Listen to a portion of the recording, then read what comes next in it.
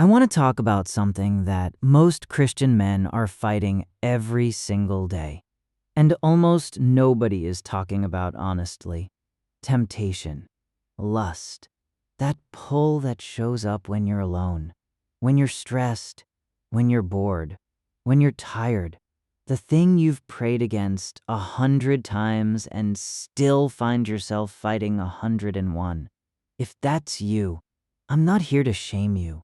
I'm not here to give you a list of rules to follow. I'm here to give you a weapon, one that actually works. And it comes from a single Bible verse that changed how I think about this battle completely. Here's why most men lose this battle over and over again. We treat temptation like it's a willpower problem. Like if we just tried harder, prayed more, had more discipline, we'd finally win. And when we fall, we tell ourselves we're weak, that something is fundamentally broken in us.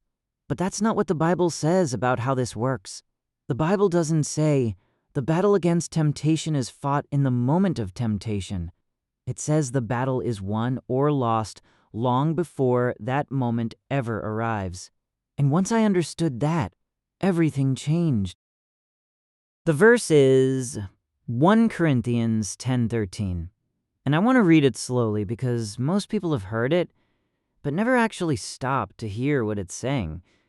No temptation has overtaken you except what is common to mankind. And God is faithful. He will not let you be tempted beyond what you can bear. But when you are tempted, He will also provide a way out so that you can endure it. Now, most people hear that verse and take away one thing. God won't give you more than you can handle. And they move on, but look closer.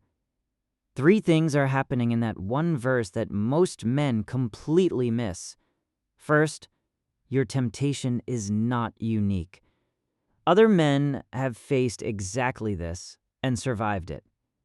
You are not specially broken. Second, God's faithfulness is the variable, not your willpower, not your discipline, His faithfulness. Third, and this is the part that changed everything for me, He always provides a way out. Always. Which means every single time you fall, it wasn't because there was no door. It's because you didn't take it. So, how do you use this in real life? Because a verse on its own doesn't do anything. Application is everything. Step 1, memorize it. Not just know it exists, memorize it word for word. When temptation hits, your brain is flooded with emotion and impulse. You need something already loaded that cuts through that noise. This verse is that thing. Step 2, before temptation arrives, ask God to show you the exit.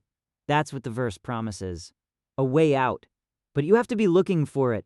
Most men in the moment of temptation aren't looking for the door. They're already walking toward the fire. Start asking before you're in the heat of it. Step 3, change your environment. The verse says He provides a way out. Sometimes that way out is not a spiritual moment.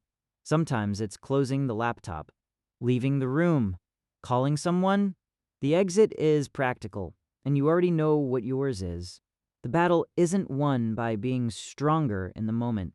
It's won by setting up your life so the moment has less power over you. Now, I want to say something to the man who has fallen recently. Maybe yesterday, maybe this morning. Your failure does not disqualify you from this fight. It means you're in it. A man who isn't fighting temptation isn't growing. He's already given up. Every time you fall and get back up, you are doing something that the enemy did not expect. You are proving that this thing does not own you, that your identity is not defined by your worst moment.